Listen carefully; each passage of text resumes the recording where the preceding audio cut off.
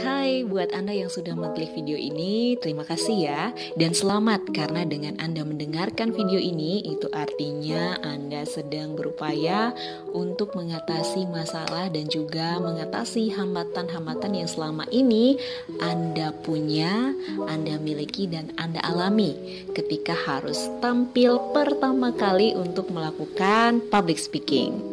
Nah teman-teman, ketika melakukan public speaking untuk pertama kalinya nih, kira-kira apa sih yang harus dilakukan? Nah, seringkali ya ketakutan itu menjadi penghambat terbesar kita dalam melakukan public speaking.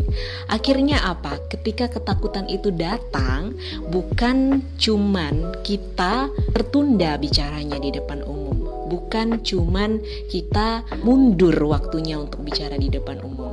Bahkan nih teman-teman ya, ketika kita takut, seringkali membuat kita menjadi batal untuk bicara, batal untuk tampil.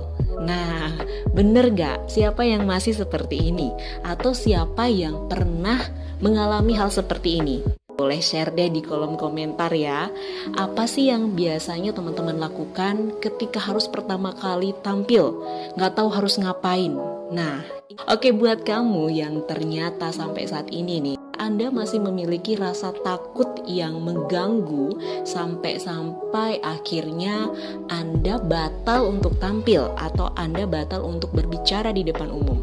Nah, ini tentu menjadi sebuah hambatan yang harus kita atasi ya. Dan gak mungkin banget kalau misalnya ini terus terjadi. Nah, gimana caranya? Oke, tenang aja, kita akan bahas di video ini ya. So, pastikan teman-teman dengarkan video ini sampai selesai untuk kita bisa sharing dan belajar bersama.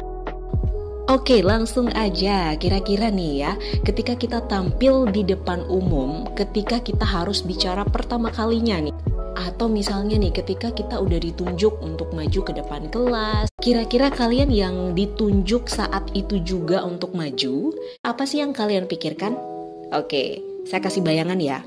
Apakah kalian akan berpikir bahwa jangan saya deh, yang lain aja? Itu yang pertama.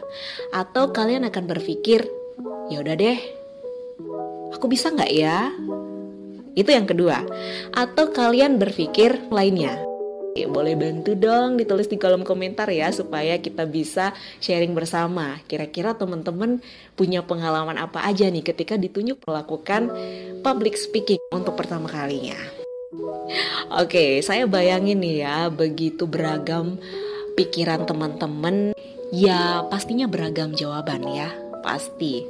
Nah, terlepas dari itu teman-teman, kita mesti tahu juga nih ya, orang yang sudah punya jam terbang tinggi dalam perihal public speaking ataupun dia yang masih pemula, ketakutan dan juga hal-hal yang berbau grogi, nervous yang berlebihan dan mengganggu itu pasti muncul ya, pasti muncul. Tetapi teman-teman, hal ini bisa diatasi. Nah, gimana caranya? Oke, saya akan bagi tipsnya buat teman-teman ya. Jadi, ketika kita ditunjuk untuk pertama kalinya tampil di depan umum, teman-teman bisa lakukan 3 hal ini. Oke, teman-teman hanya lakukan 3 hal ini di awal pertama kali ketika teman-teman memang harus menyampaikan sesuatu di depan umum. Yang pertama, yang pertama adalah kenali dulu nih apa yang menjadi penghambat kamu ketika harus tampil. Jadi teman-teman mesti kenali dulu ya, apa yang menjadi hambatan kita, apa yang menjadi rasa yang membuat kita enggan untuk tampil atau takut untuk tampil. Jadi entah itu adalah sebuah ketakutan, entah itu adalah rasa grogi, nervous yang berlebihan, atau misalnya penghambat kamu rasa adalah sebuah rasa yang malas bicara gitu loh, atau misalnya takut salah, atau perasaan-perasaan lainnya. Jadi ini dikenali dulu ya. Jadi ibarat kata nih ya, kamu lagi mau pergi ke suatu tempat gitu, dan suatu ketika misalnya teman-teman tahu nih bahwa jalan yang kita akan lalui, kita akan lewati menuju tempat itu ternyata ada gang-gang kecil gitu misalnya ya. Dan dari perkiraan teman-teman, dari informasi yang teman-teman dapat, ternyata teman-teman yakin bahwa untuk bisa datang sampai di sana teman-teman lebih mudah ketika teman-teman bawa sepeda motor, misalnya seperti itu ya. Ketika teman-teman harus jalan kaki, misalnya ketika melewati gang itu. Tapi kalau tidak memungkinkan jalan kaki, gangnya kecil, sebaiknya bawa sepeda motor, misalnya seperti itu. Jadi ketika kita tahu masalahnya, ketika kita tahu bayangan yang akan kita lalui, jadi kita bakal bisa mengantisipasi dan mencari cara untuk lebih waspada gitu, dan untuk lebih sadar ketika kita akan melewati dan mencari tujuan itu sendiri. Nah, ibarat kata seperti itu ya. Jadi begitu juga dengan public speaking ini teman-teman. Ketika teman-teman ditunjuk pertama kali, tips yang paling pertama teman-teman boleh latih adalah teman-teman harus kenali dulu nih apa yang menjadi penghambat teman-teman biasanya gitu. Jadi biasanya ketika aku ditunjuk untuk menyampaikan sesuatu, biasanya aku takut misalnya gitu, atau biasanya aku grogi, atau biasanya aku ngerasa aku takut salah, aku biasanya juga ngerasa males bicara. Nah, teman-teman harus kenali dulu ya. Jadi kenali dulu apa yang kamu rasakan, penghambat yang kamu rasa ini menjadi sebuah hal yang berarti, yang membuat kamu malah nggak bisa tampil gitu, malah perasaan kamu mendominasi. Yang mendominasi ini perasaan negatif kamu. Nah, kamu harus kenali dulu itu apa. Oke, paham sampai situ ya teman-teman ya. Nah, selanjutnya yang kedua, tips yang kedua adalah yakin teman-teman. Jadi teman-teman harus yakin bahwa teman-teman bisa melakukannya ya. Jadi ini tahapan yang harus sistematis ya. Jadi teman-teman mengenali dulu nih, kalau teman-teman itu memahami diri teman-teman terhambat karena rasa apa ya. Terus yang kedua adalah teman-teman meyakini bahwa diri teman-teman bisa melakukan itu. Jadi kalau misalnya teman-teman sudah ngerasa bahwa teman-teman karena takut misalnya gitu ya, saya yakin nih ketika teman-teman mengenali perasaan takut itu, teman-teman akan bisa berdamai dengan rasa takut itu.